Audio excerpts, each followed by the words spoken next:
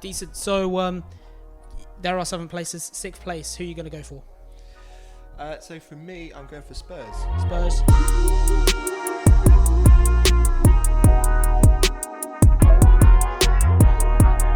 So they came 6th last season as well, actually. So they won't be that happy with staying still. Especially they had a pretty turgid season last season. Obviously Pochettino, after all that time and all the hard work, he's gone, and I think it's a shame. I think this is kind of how the Premier League and how football generally goes now.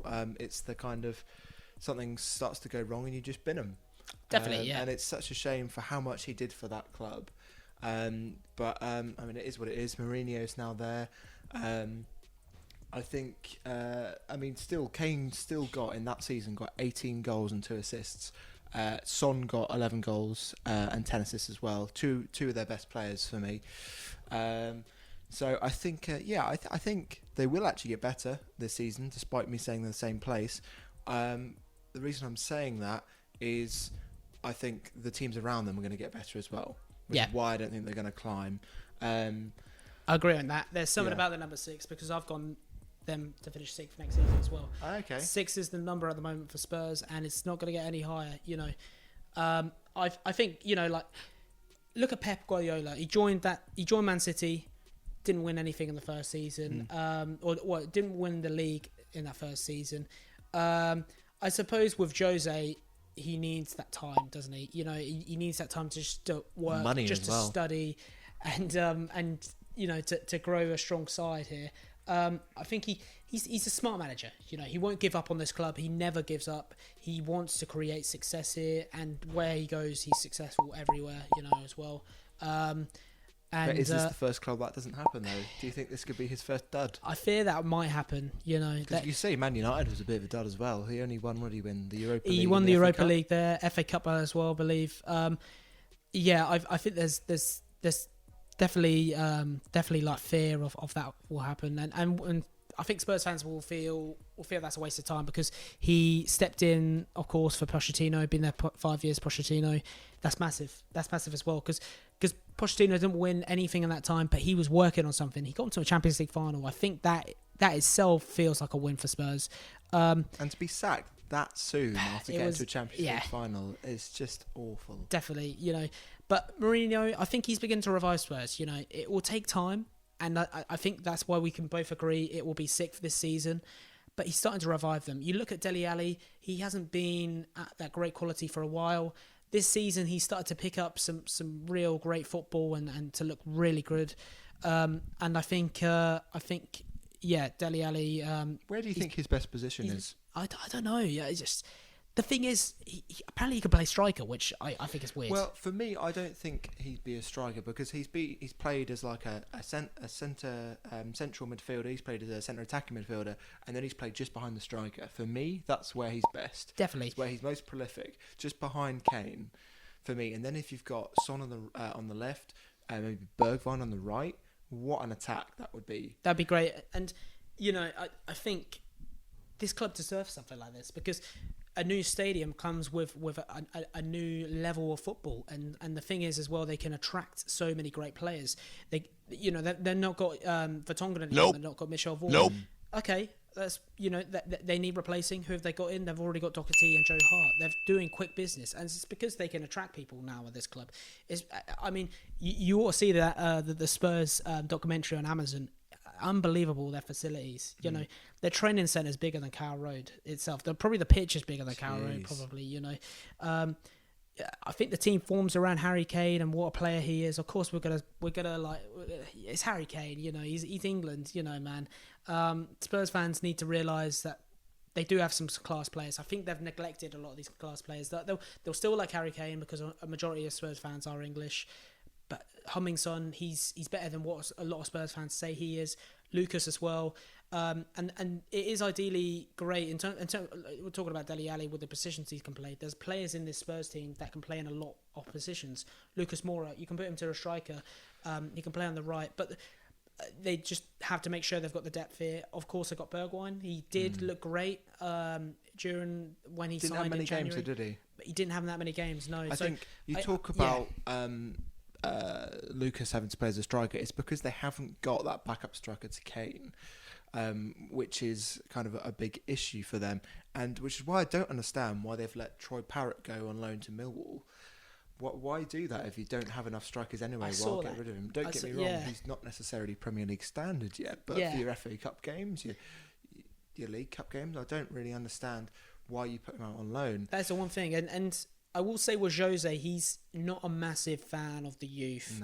In where he goes. He was at the Chelsea team when they had Salah, Kevin De Bruyne, Lukaku. He was at that Chelsea team then, and of course, look how they've turned out to be. They've turned into world-class players. I think, you are right. Yeah, in terms of they do have some players where they've got rid of easily, and they shouldn't do that. You know, there's situations where they are put in where they will need these players to really step up. You look at Hugo Lloris last season. No one saw he was going to get that long-term injury at Brighton. He got it straight away. Gazzaniga was the one to replace him. I'm surprised it wasn't Michel Vorm, but there we have it. Gazzaniga put in the games, and he done okay. It's not Lloris, though, at the end of the day, and Spurs know that. I think I'm not convinced with this defence, but like I said, they can attract players. Well, especially with Vertonghen coming out. I mean, how do you replace him? Because you're not going to put Doherty as a centre-back, are you? That's the thing. He can certainly play there, but I think Spurs fans like the look of him, of how well he done at Wolves, and would perhaps maybe like to see him in that central defensive mid role. One player in particular, Söyüncü. You know, can they try and attract him? Obviously, I think there's a lot more going at Leicester for Söyüncü at the moment than there is at Spurs. But, I mean, the club at their size, the stadium is beautiful. They've got to attract him, certainly. What about or someone Sanchez, at least. Though? What do you think Sanchez could I think Sanchez is definitely a player who could come in. Yeah, he looks great for Spurs. Last season, one of the players in particular that really kind of saved Spurs at some desperate times, I think. There's a lot of signings that Spurs do need to make with this team, though, to get them to fighting for that Premier League title again with Liverpool and Man City. They're not there yet, though. I think that's why we'll put them sixth. And I think a lot of Spurs fans would, I'd say, be happy with that, you know. So, yeah, sixth place it is. Just pause it right there. Now, I'm not some sort of technical god whatsoever, but for some reason, the dynamic mics weren't picking up our voices when we started discussing Callum's fifth place team. But luckily, the camera microphone did. It doesn't sound as good as the other microphones. You know what? I don't know if he will. But you can still hear us, thinking we're a couple of Gary Nevilles in the Sky Sports studio. Luckily, the rest of the predictions won't be like this, and we'll soon be back to that smooth sound feeling. So, Callum, what is your fifth place? So, top five. Okay, Callum, I want to say to you, fifth place. This is the Europa League's place. Who is going to get European football next season on a Thursday night? Fifth place. So, the lucky people that get that Europa League had to fly around everywhere, play terrible clubs. It's Arsenal. It's Arsenal. I think they'd take that, you know. Yeah, I think they would take that. I mean, it's higher. They got 8th last season, so I think 5th is a big change for them. So they finished. To be honest, I don't think they'd be as bothered about finishing 8th last season if they didn't finish behind Spurs, which definitely not. It's not good for them. They conceded 48 goals, which is second worst in the top 10. That's didn't actually know that, but yeah, you are right. Yeah, 48 goals. That's terrible. It's really terrible. I think it might be third actually, but you don't quote me on that. So obviously the biggest thing for Arsenal last season and will be for this season as well is Aubameyang. 22 goals and 3 assists. He just runs that club. As much as Grealish runs Aston Villa, Aubameyang runs Arsenal. Definitely. He is so good. I mean, in the FA Cup final, if he wasn't there, absolutely Chelsea would win. I know, yeah, and you know what? That final, no fans there. It's obviously awful to see. It's an FA Cup final. Arsenal fans want to be there, watching their team. But the confidence he's having, you know, the goals he's scoring, the little flicks here and there. That he doesn't need a crowd. Does not need a crowd. Exactly. You know, Wembley is a big place, and he's doing it. He's so confident on the ball. It's crazy. Yeah. No, 5th place. I think. But will he stay though? Because even when they asked him in his interview after winning the FA Cup, all that kind of emotion and being so proud to win and proud to be at the club, even with all that, they asked him, so will you be here next season? He said, no, did he said, I will not talk about that now. Not talk about that, no. And that will worry a lot of Arsenal fans. You know what? I don't know if he will. I know there was. I've read up on a story recently. Arsenal, these Arsenal fans went to get a stadium tour at Emirates Stadium, which I haven't been. I really hope I go one day. Emirates Stadium looks great stadium.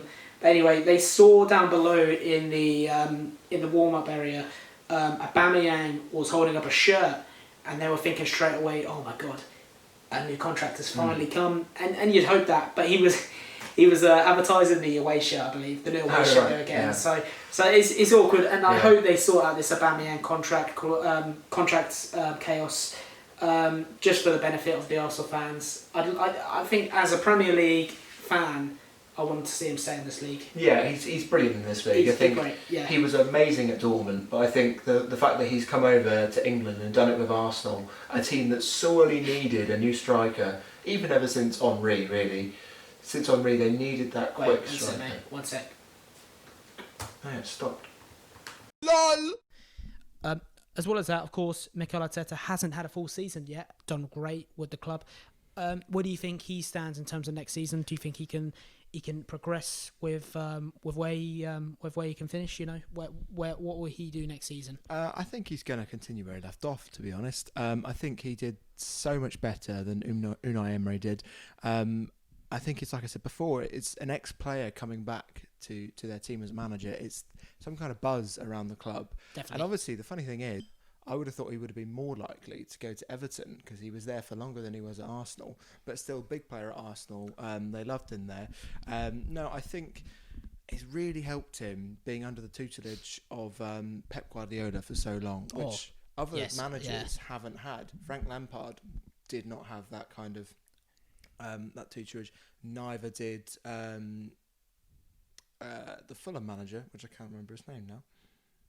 Scott Parker didn't have it. Yeah. I know, yeah. So he's had a really good tuition there from Pep Guardiola, and I think they would do better than this because they did really well in trophies. I think they would do better this season in the league if it wasn't for other teams getting so much better, making bigger signings, and also the fact that their managers have had longer in this project.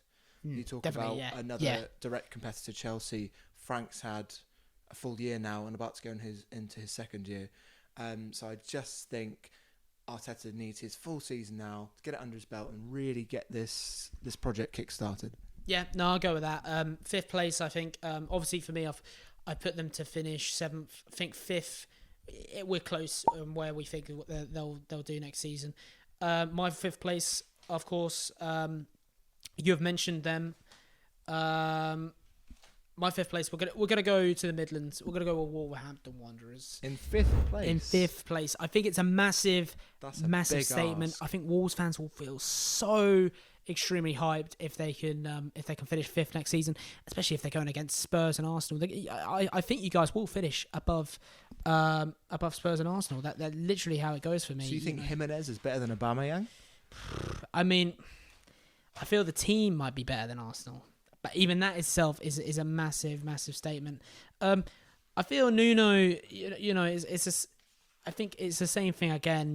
With team like Sheffield, he will be the man who knows Wolves better than anyone else. You look at their attack, Jota, Jimenez, Traore, they need to stay and try to keep hold of these big names.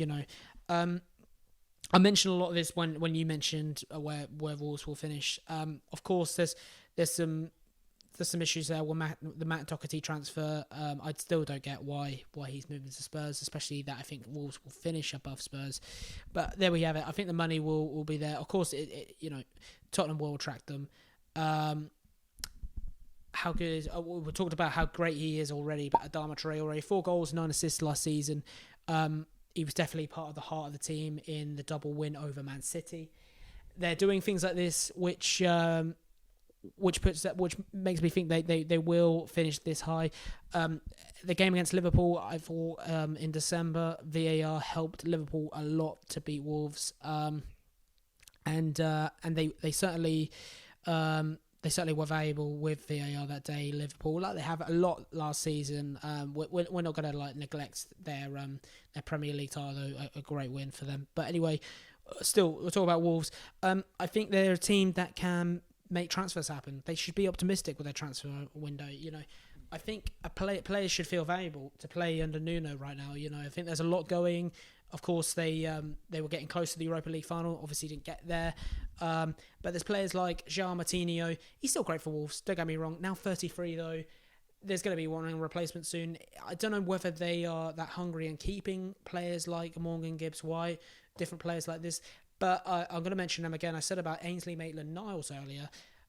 Do they get him on a loan move this season for Wolves? I think it would be a sensible one. I know PSG are getting in the way of this offer between Arsenal and Wolves. Of course, the money there for PSG would be a lot greater than at Wolves.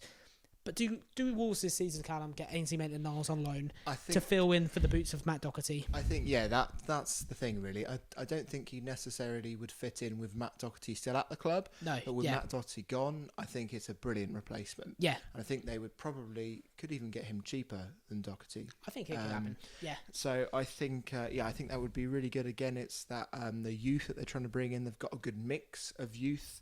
And older players in that team, so a really good balance of that kind of hungriness, but also the kind of the dependability and the experience.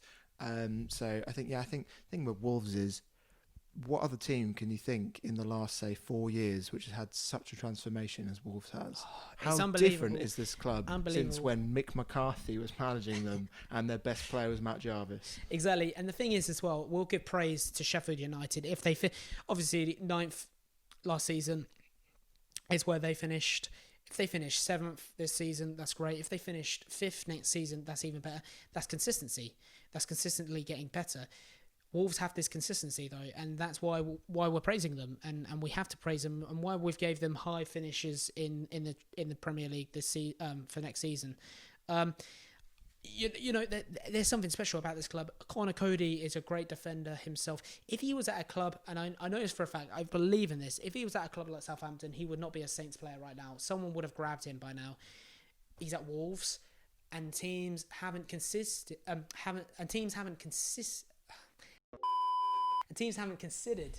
Connor Cody because he's staying at Wolves. He's a Wolves player, and he knows he's a Wolves player, you know. So yeah, they should be optimistic with their signings. I think strengthen the team a little here and there. I think this attack itself is a unique attack, a front three that can hurt defenses. If they will catch teams sleeping next season with some hungry counter-attacking play. West Bromwich Albion's defence need to be scared. Newcastle's defence need to be scared. Southampton's defence need to be scared. This team is pacey. Jota, Jimenez, and Traore. You seeing them running at you, they're going to get past you, I think. They're lightning fast, you know. I think that's why they are 5th for me. They've done it before, of course. They've finished 5th before. But yeah, 5th place Wolves.